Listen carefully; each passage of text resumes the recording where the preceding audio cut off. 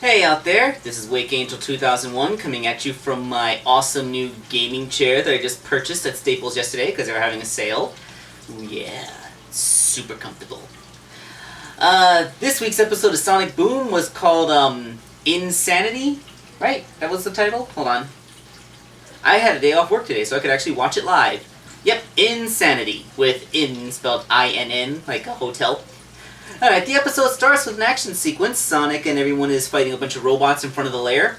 The fight's going pretty good until a huge group of robots, including the really big one, come in. But Tails manages to use the debolt, what was it? The deboltizer? That ray that you fire at robots to make all their screws and stuff come undone so they fall apart. So Tails puts the plane in hover mode, flies down, inspects the weapon, finds a chicken lodged in it. I think that's a callback to when Knuckles was so all the animals that were running around in the lair in the Nominatus Rising episode, maybe. The ray fires and all of Eggman's stuff falls apart. Sonic says that they'd say to help clean up, but they didn't lure anyone into a trap today, so they leave. So Eggman has to clean everything up, but he finds that his garbage hasn't been taken out. So he goes to complain to the mayor, and that his trash hasn't been cleaned up. The mayor checks his paperwork, finds out it's in fact an election year, so he works to get the project solved as fast as possible. So they collect his trash, and yay! This is all done very simply and by the books. Except that it turns out that Eggman has too much trash, so there's an extra fee involved. And no, the taxpayer money doesn't cover it. Apparently, I've lived in an apartment my entire life. Parkside Projects, it's housing.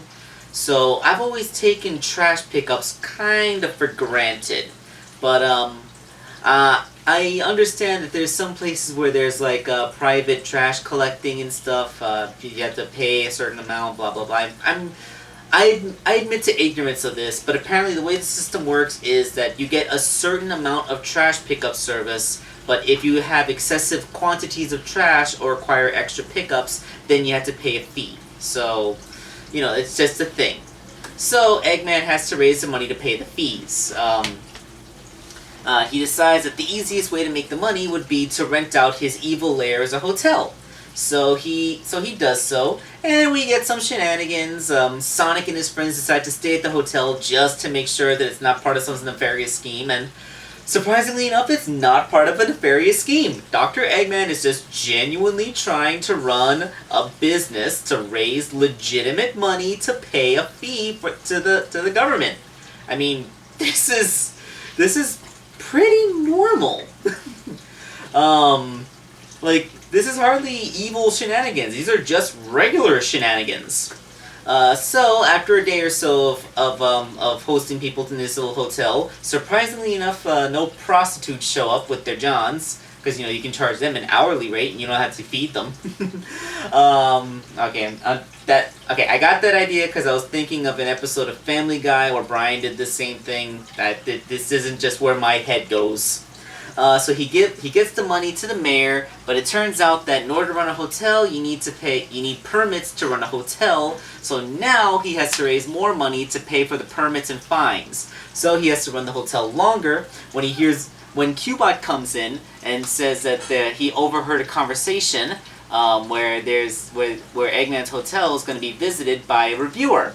Of course, the flashback shows two people talking in Orbot's voice using Orbot's timbre, and it's funny because of delivery. I'm not going to try to repeat it, but basically, Eggman sees a big important person coming in. His name is Red Herring, and he's a bird. Is there a species of bird called a herring? I know there's a species of fish called a herring. That's what red herring comes from. But is there a species of bird called a herring? Because I feel like there should be. Anyway, so Red Herring is going to stay in the hotel, and Eggman's trying to be extra nice to him at the expense of being nice to the other guests. So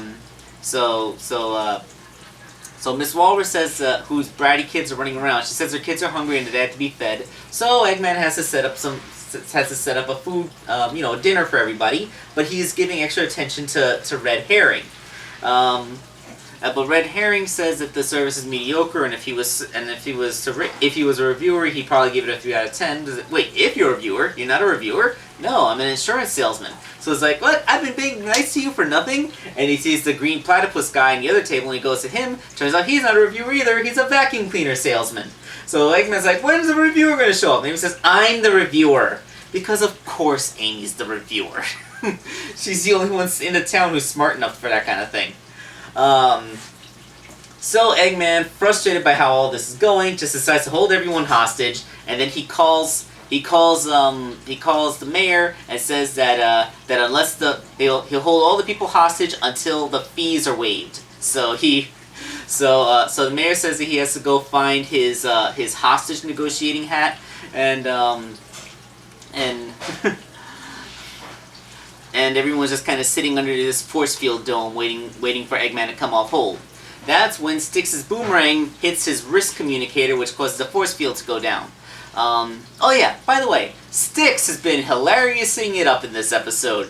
All the towels... Okay, first, Knuckles takes all the towels to make himself a toga, and Styx, she took all the pillows to make herself a pillow fort, where nobody would find her. And it's such a nice place that she can open up a pillow hotel for the purple pillow people.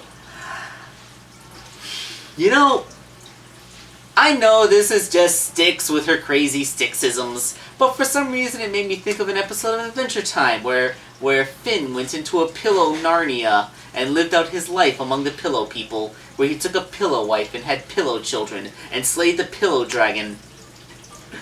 Because yes, no matter how crazy you think you are, someone else has already done something almost as crazy. So there's another fight sequence. We got a robot attack. The civilians run away, but Sonic and his friends fight off the robots. And during the course of the attack, they accidentally set off the Doomsday Machine. Oh yes, the Doomsday Machine. When they were talking about how to raise the money, they suggested selling the Doomsday Machine since they haven't used it since the beginning of Season 1. We gotta love the fourth wall breaking. Oh yeah, when Sonic found out about the Eggman's lair becoming a hotel, he actually said that it sounded like the writers were phoning it in this week. So we actually have 2 legitimate fourth wall breaks this week, this season, this episode. Man, and I said that Styx was the crazy Deadpool character, but it turns out that it's just everyone doing it now. It's kind of getting like the comic book. Yeah, the short-lived 11-issue Sonic Boom comic book, it featured regular fourth wall breaking. They'd often comment on the fact that they always had their names introduced them, even though they'd always got introduced in the previous issue, and why are they still doing it? But I digress again. So the Doomsday Machine blows up, sending everyone up into the air, but they land in Styx's pillow fort, so no one's hurt. But Eggman sees that everything is destroyed and he's ruined, but Red Herring says that even though it was because of a misunderstanding, Eggman still treated him politely and courteously. So because he was so nice to him, he's going to help his company cover all the damages with an insurance claim in Eggman's favor. So everything is going to go back to normal and the status quo is restored. And of course, the debris from the old lair has filled up Eggman's dumpster, so he has a whole bunch of garbage to take out again. The end. I like this episode. Yes, it's kind of a forced premise. I mean, Sonic outright says the writers were phoning it in this week. But, you know what? It still worked. It was funny. We had action sequences, we had humor, we had everything we could have wanted. And at the end of the episode, the status quo was restored, so the next week's episode has plenty of room to breathe. What more could you want, right? Alright, this is Wake Angel 2001, and next week you'll see that this... And now I'm going to blow up this chair so I can go back to my old one. I'm just kidding, I'm never going to part with this thing.